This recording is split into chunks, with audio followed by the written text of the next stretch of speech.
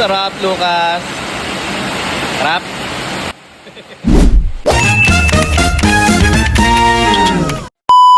Ulan. Tamang food trip na naman. Wala tayong ulam. Luto tayo ng quick and easy luto ng kare-kare. Bagnet. Alright? So, prito muna natin to. I-crispy natin. Bagnet style. So, lagyan lang natin ng salt and pepper to. Tago lang natin tong stock na. Yung pinaka-pinaglagaan. Para mamaya magagamit natin sa sauce yan.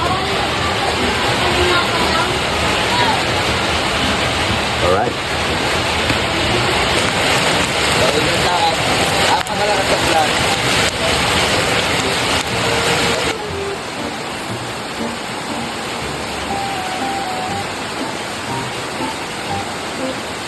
So, hindi mo makapag-vlog kasi napakalakas sa bulan.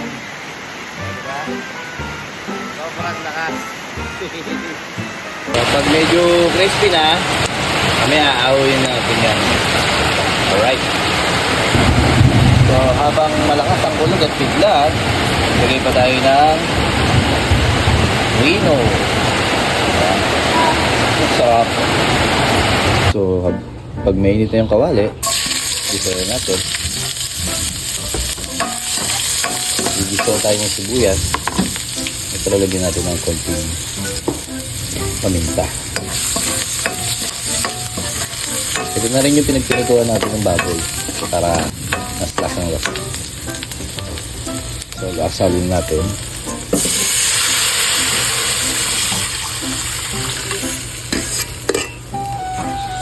Maraming tubig yan, pero papaanin pa natin yung paigahin pa natin. A few moments later.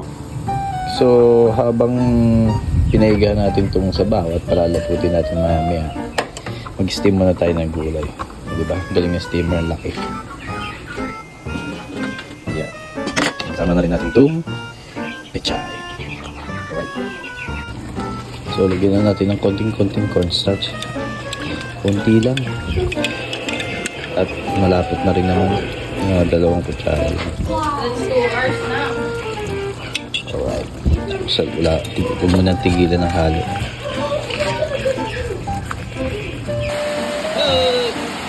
Hey, Pashi! Wow, pulang-pula. Gabi!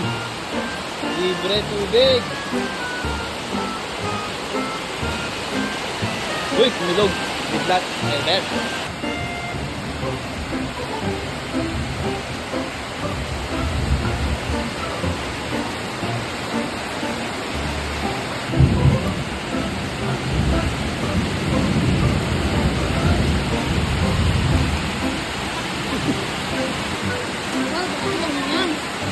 Kare-kare. Wow. Alright. Kain na.